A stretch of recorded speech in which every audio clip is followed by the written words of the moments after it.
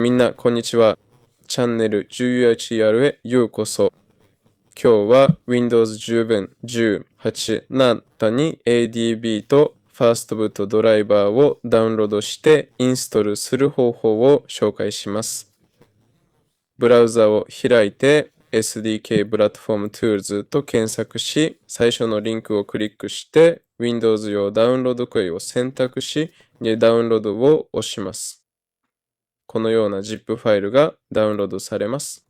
これを解凍する必要があります。デスクトップに解凍してエクストラクトを押します。このようなファイルができました。すぐに同じファイルに移動させます。ちょっと待って。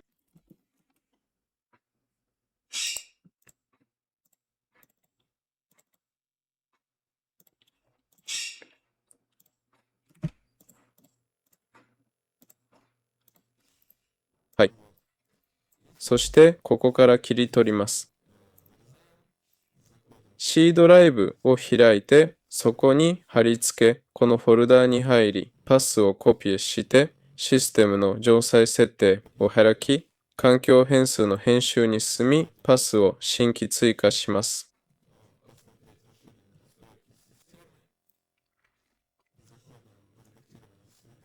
このリンクを貼り付けて OK を押し、閉じれば完了です。インストール完了です。以上です。11AR でした。いいねとチャンネル登録をお願いします。またね。